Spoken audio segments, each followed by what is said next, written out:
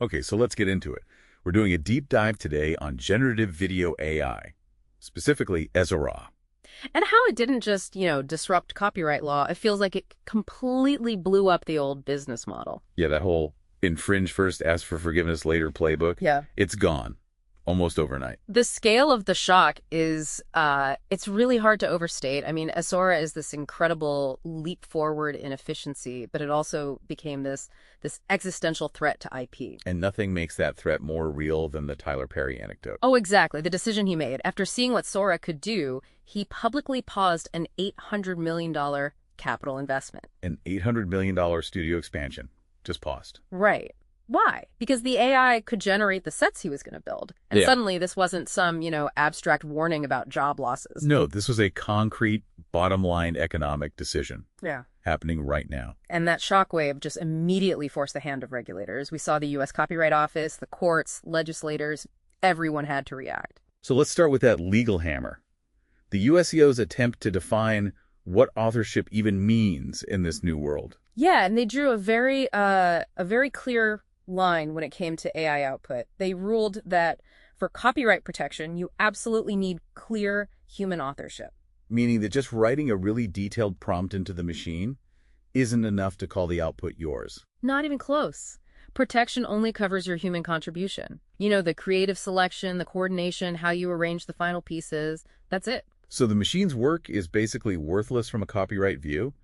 But if they were so clear on the output, why were they so vague on the input on whether training AI on copyrighted work is fair use? That ambiguity was completely strategic. The USEO, they refused to give a hard yes or no. Instead, they just kept pointing to the growth of voluntary licensing regimes. They were basically sending a message. The message was clear. We, the regulators, are not solving this for you. You, the AI companies and the content owners, you need to go negotiate this yourselves. And that vacuum led pretty quickly to a legal disaster, which brings us to the Bartz versus Anthropic case. Right. And I think a lot of people thought, okay, this is it. This is the big test case on fair use and training.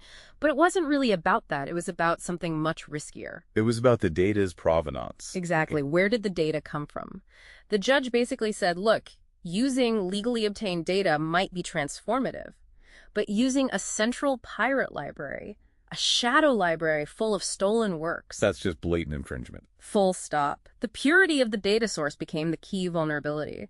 And when the judge gave it collective class action status, well, the potential damages became catastrophic. We're talking up to $150,000 per infringed work times millions of works. It became an existential risk for the company. That $1.5 billion settlement came directly from that threat. It was punishment for using dirty data. And it sent a signal to the entire industry that just scraping the web was no longer a viable commercial strategy. Oh, absolutely not. So how did they respond?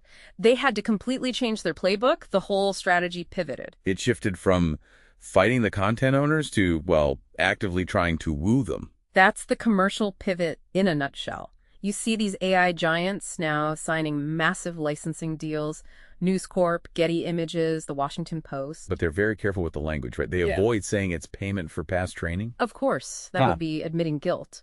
No, what they're paying for now are future assets that give them commercial safety. Okay, so what are those assets? Two main things. First, they're paying for legal indemnity. It's a guarantee of clean data. And second, they're paying for market relevance. Market relevant. API access to real-time authoritative content. So their models stay current, they can attribute their sources properly, they can even drive traffic back to the publishers. It's kind of become a new form of SEO. So when you put this all together, what does it really mean for you, the listener? It seems like these legal and commercial fights have created a clear two-tier market.